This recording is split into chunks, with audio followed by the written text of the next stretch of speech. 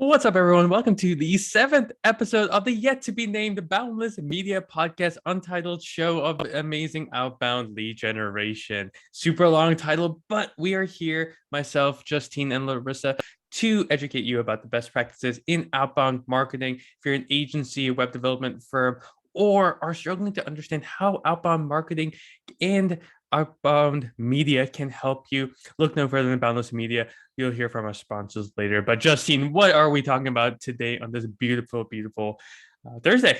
But when you guys are listening to it, whatever day it is. Yeah, today we are talking about what to do after a prospect has booked a call with you. So what do we do to prepare for this meeting that, we worked so hard to get? What research do we do? What questions do we ask about who we're about to meet with? And then in the call, what do we do to gain their trust and land a sale, hopefully? Love it, love it, love it. Okay, so I'm going to start this off with an analogy, right? So I'm in high school and I get ready to run, right? I'm a short distance runner, right? So track, get ready for the 100, which is like, very short. And the gun goes off. I run as fast as I can. Number one, I can't believe why I'm crushing the competition. And I made it past the finish line. And for a second, I'm super, super happy. Then everyone else keeps running at full speed. And I realized that I'm not in the 100-meter dash, I'm in the 200-meter dash. So I realized that and then keep running and I came in last. So why did I share that story? Because getting meetings is a 400 meter sprint. It's not a 100-meter sprint. Getting the right prospect who's interested in your services on the phone is only part of the battle. The next part is actually qualifying them, making sure that you can even help them if they're a serious buyer. And the best way to do that is actually gauge their interest on the phone call. So you have to prepare for these calls. The first things I do is once we set a meeting, I instantly go and make sure that they are enrolled in a follow-up procedure. So let's say that it's Monday and they book for Thursday. Using Calendly, we drop info about Boundless Media, our clients, who we work best with, podcast episodes, in content through text, email, and LinkedIn up until the point where they meet with us. This is a couple things, right? This educates them a little bit more about us, our offering. It also builds a little bit more repertoire, right? Then I have an agenda that I always prepare. And there's certain questions that I need to make sure that I ask or get the information about during the first call, right? But to do that, I actually have to prep. I have to know, okay, are they a PPC firm, SEO? Are they doing development? What are they doing? What problem do they solve? And who do they solve that for? So even before the call starts, and we'll get into the call starting a little later, even before that, I want to educate them a little bit more about me specifically as a person, my firm, Boundless Media, and do background research and have those basic questions answered, like what they do, who they serve, so that when I do meet with them, I'm an educated person, salesperson, as well as someone who can now move the conversation further and kind of skip the back and forth, like, how are you? How's the weather? I love your dog. You should never skip how much you love their pets. But hopefully that kind of gives you an overview on that part and preparing for a meeting. Yeah, so to kind of echo a lot of what Nico was saying there, after a prospect books a meeting, it's really important to keep them engaged until the meeting. So that's really what he was saying. Like, we drop stuff up until the meeting so that they're more educated on us. We stay in touch with them. We make sure that they have our contact information, that we're very easy to reach in the event that maybe they need to reschedule or, any of these types of things, because the biggest thing we want to prevent is no-shows, because that's just a waste of everybody's time. That's, you've spent all this time getting them ready and getting them booked, and then they don't show up, which is always going to happen somewhat, but you want to reduce that as much as possible. So keeping them engaged, educating them before the call is going to be incredibly helpful in making sure that you have a call in the first place. Yeah, and just to echo what Larissa said there, It's doesn't have to be, it's going to be a little bit of a lift to set this up, but automated email and text follow-ups, right? Like when is the actual call and reminders. We actually had a call right after this that I had prepared for yesterday because my system told me that I had a call. So I set some time on my calendar, prepared for it. And then he got our hour before notification, said, "Hey, listen, I'm actually really busy. I won't be focused for the call. So let's reschedule it." Great. Calendly already rescheduled it for me because there's a link and we're good to go. Like I don't have to worry about that. So yes, it's a lot of work in the beginning, but once it's set up, it's just part of your process and actually benefits you and the prospect. Yeah, absolutely. So those are things that are really important to do before the call. Nico, what do you do once you get somebody on the call? That's a really good question. So I do have a script. I worked very, very hard in the beginning of my sales process to actually have a script ready. So first thing I do, I break the ice. And this is a little hack that I picked up somewhere in the YouTube world, but I pick something that is relevant. So for instance, if Larissa was a prospect, I would say, Larissa, that's an awesome board behind you. I can't even, is that a car in the calendar? Or that's a really comfy chair. Like my chair sucks. I need to get something like that. By pointing out something in the prospect's view, it instantly dissuades the thought they have of you. Like you're just a salesperson trying to sell them. So you want to show that you can notice things. Plus, like if it's behind them, it probably has some value to them. Now, if Larissa's dog or cat was behind her, she would be much more involved, but they are not, sadly, for this podcast In case episode. anybody is wondering, this right here, it's actually kind of cool. My boyfriend hiked Kilimanjaro, and that's his like little certificate that he hiked it. So that's what that is. To prove my point, something special back there. But yeah, no. So that's the first thing I do. After that, I usually have prospects fill something out before, so onboarding or a pre-call form, as well as the notes that I've prepared. So I'll start that by saying, "So John, I saw that you guys are a PPC and SEO specialized agency, really working on the emerging technology sector. Super interesting. What made you guys kind of pick that? Because I want to verify that yes, the service and yes, the niche are correct. Because truth be told, as many of you probably know, updating your website is probably the second favorite thing you have to do as a business owner besides filing taxes. So websites could be a little bit behind. Maybe social media is a little bit behind. So we just want to make sure that we understand the niche and the solution. Okay. Once we have those confirmed, then we actually move into what is the problem. Part of our onboarding process is to understand where current leads are coming from. So maybe this agency only gets their calls from networking events or referrals, or they just have awesome people who create content like Justine, which is going to get a couple calls booked next week because of her amazing content skills. I need to know that. I need to know a baseline of where leads are coming in from today so that we can better understand what's the goal. Once we Now, understand, for other organizations, so a good example would be, let's say you are a primarily content creation shop, right? You probably want to get an idea of like, what are they currently doing to create content if they are, and you probably want to do some research beforehand and look at like their social media and look at their website and look at all those things as well. So we're going to give our example specifically as a lead gen agency, but keep in mind that this is going to vary significantly depending on what you are. So the gist of what Nico is getting at right now is you want to identify kind of where they're at right now. That'll help give you an idea of if it's the right time for you to help them. So for us saying, oh, where do you get most of your leads from?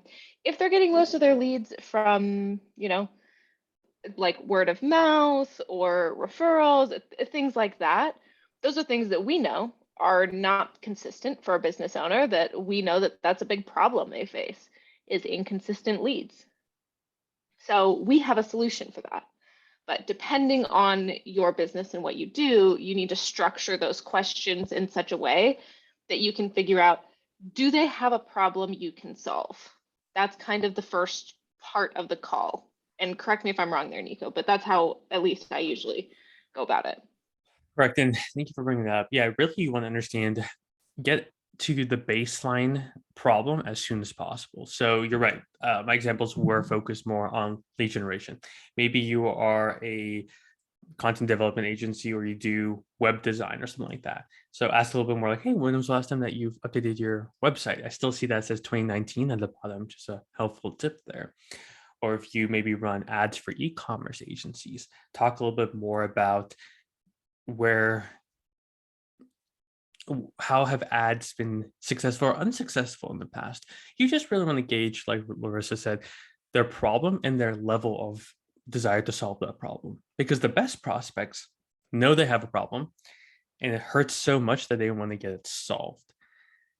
So, and ideally that they want to get it solved quickly by hiring you to fix that problem for them. Yeah, absolutely. That's the cream of the crop when it comes to ideal customers, because then everything in the sales process goes a little bit better. But really, at this point, if we're doing a 30-minute call, you're probably at minute 1 to 3 for the friendship building, right? And then 3 to about 10 you're spending on this analysis. Then you want to start looking at midway through, what's future state look like? What's the goal, right? For us, lead generations, like how many additional clients do you want to get? Then we do some math to figure out how many prospects we need to reach out to. If you're doing ads, I'm going to figure out what's the goal target, what's the cost per click that's going to be. You want to figure out their goal and relevant KPIs to hit those goals, right? So it's always goals focused. That would probably take you another 10 minutes. So now you're at 20 minutes into the conversation. At this point, if you've made it through and the prospect isn't snoring, which has never happened to me, but could happen. That would be interesting. That would be an interesting call. But at this point, now you want to transition into, okay, we know what you're doing, your current state. We know the goals you're trying to reach. I've outlined a perfect future state. Let's talk brass tacks. Let's actually get our service mentioned and walk through, right? So if it's lead generation, for instance, paint the future state of how we're going to go about finding prospects, getting them to leads and book calls, and then converting them into sales. You want to paint that as clear as possible.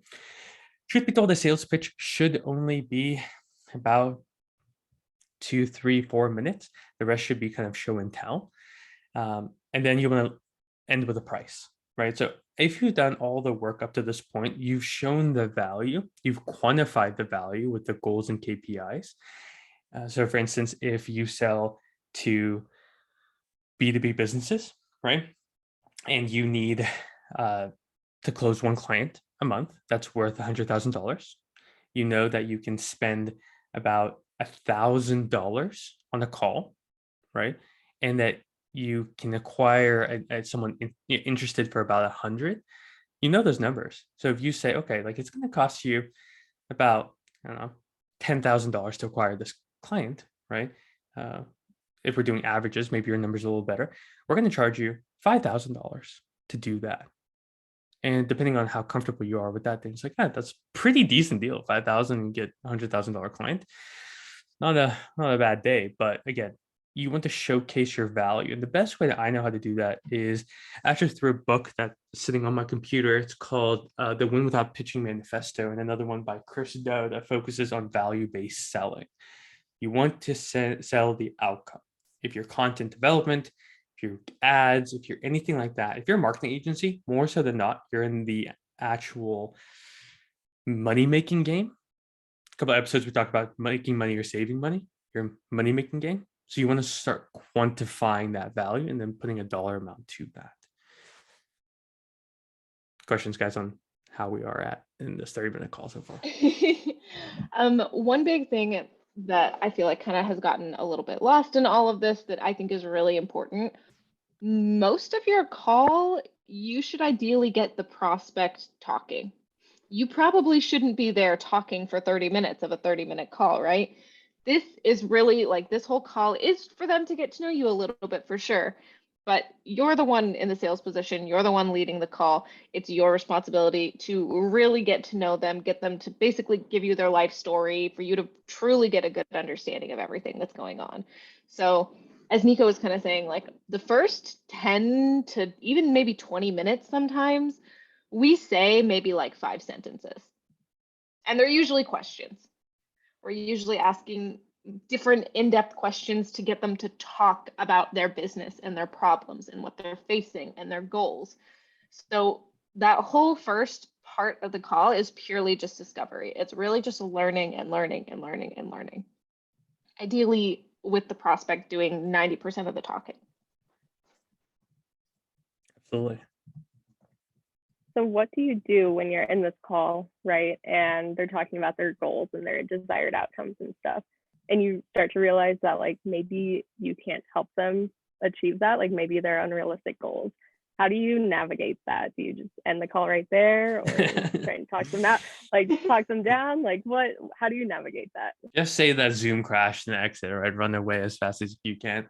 So yeah, this is the perfect state for like, this is a perfect individual that you know you can help. You've helped people like them before and you want to close the sale. Throughout the whole process, I'm just vetting people out, right? I'm asking questions. So for instance, they're like, yeah, we don't have a niche. Okay, well, that's not really good to me. It doesn't help, right? If we're going to find a niche, there are other firms that can really help you identify and find a perfect niche, and I refer them out. Let's say that we get through and their goals are super out there. That's great. I'm going to put the actual numbers. So for instance, if you want $300,000 clients, that means it's probably going to cost you in the neighborhood of 30 to 50, no, yeah, 30 to $50,000 to acquire those. Is that realistic? Well, no, it's not. And the SMART goal framework is, I basically steal a lot of the routes I go from the SMART goal framework. So if it's unrealistic, they're not going to spend 30, 50,000. That happened to a prospect last week. They're like, we want to hit Fortune 5,000 companies. I'm like, great. Broke down their numbers. And I'm like, it's probably going to cost you about $50,000 to acquire a $500,000 client. I'm like, is that realistic? Like, no, we want to acquire for $5,000. I was like, listen, if you're able to acquire a $500,000 client for $5,000, let me know and I will pay handsomely anyone who can do that. So if it's not realistic, then I tell them that I'm not a company that can do that. And I would refer them out if there's someone that makes sense, or I tell them not a good fit. I don't know anyone who can help make those, but best of luck. Here's free resources if you need to get started. Yeah, and there's a lot of other like scenarios that you come across in these sales calls, right? So one of them might be it's not a good culture fit. Maybe they're a good client on paper, but then you talk to them and they start talking about things that maybe you personally feel uncomfortable with.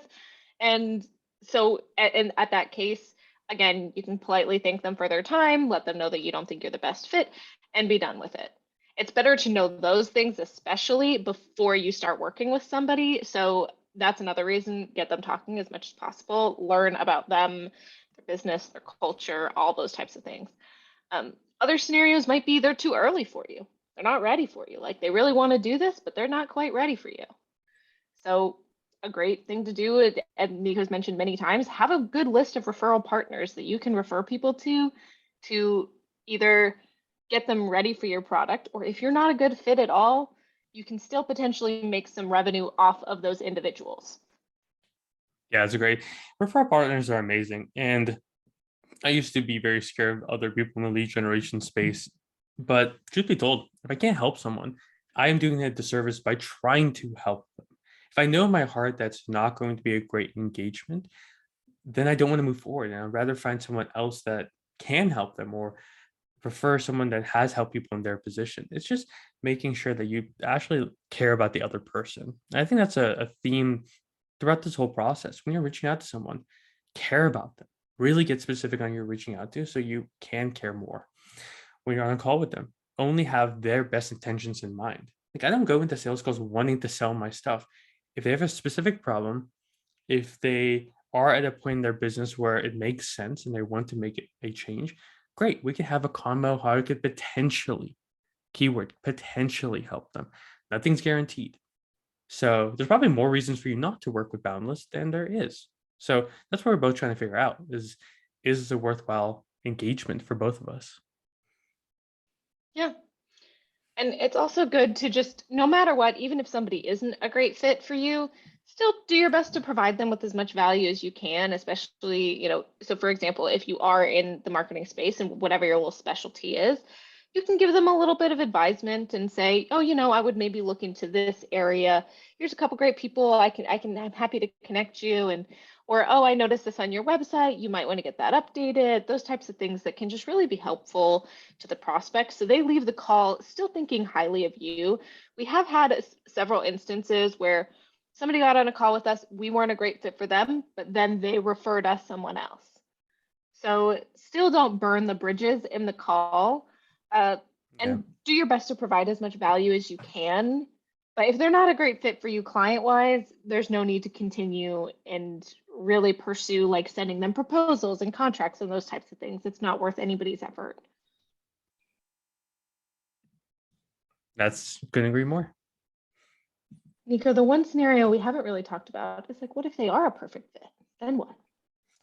Yeah, they're a perfect fit. They check all the boxes at that point, and they're not scared of the price, right? Like, never send a proposal without spelling out the exact terms and price.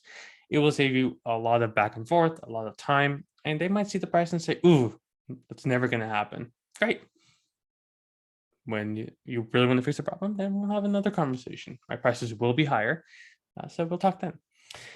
But if they're a great fit, you want to go and move into confirming the terms, right? So, hey, this is going to be a 3-month contract. It's going to be $2,500 plus $250 per meeting set. Great. Confirm. Awesome. You're ready to get started. I will get a contract over to you as soon as possible within the next 5-10 minutes. All you have to do is sign and get the onboarding paperwork filled out. So what I did there is reiterate the price, tell them the next steps. You're going to send the paperwork, tell them what to do, i.e., pay and fill out the onboarding steps. And if they need to know exactly what happens after that, great, you tell them, right? So if you're content development, if you're in PPC, tell them about what the onboarding process will look like. Better yet, you reiterate it in a Loom video or some type of video in the contract itself, or some text to outline exactly what they have. So there's no question at any point what will be happening as they think about working with you, get started, and start working with you. And for those of you who sending out a contract in 5 to 10 minutes is not feasible at the current moment, I really encourage you to look into various different softwares where you can make sure to template out all these contracts and everything and make your life a lot easier. We personally use PandaDoc. It's a really great platform. You can accept payments on it, and you can accept legally enforceable signatures and things of that nature, and also track where people are in the document signing and payment pipeline. It's also got a lot of great Zapier integrations if you want to connect it to all your other stuff. So that's how we get everything done really quickly, ideally, so that as soon as you get off a call, you can just send it over to them, make your life easier, get it off your plate. That's one thing I would recommend. A lot of time gets spent often on putting together proposals and putting together contracts and stuff. I would definitely recommend templating that out and making it, if you have custom pieces, tweak those individual pieces, but don't start from scratch and create a brand new contract and a brand new proposal for every individual person. So it just takes a long time. Love it. Justine, do you have any questions for us before we wrap up episode 7? No, I think that answered all my questions. I think next week we might have to do an automation episode because I feel like that last piece there was very important.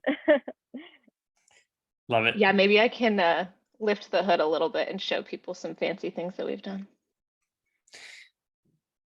What a great episode, Justine, Larissa, and Nico here from Boundless Media. If you need any help as a marketing agency or software development firm on getting and acquiring awesome new clients, look no further than Boundless Media. Let me know at nico@getboundlessmedia.com. Happy to answer any questions or hear suggestions about what next podcast episodes could look like. We're here to be of intrinsic value to you. We're here to help you dominate and be more human through outbound marketing. You guys have a fantastic rest of your day. Thank you for listening. Peace.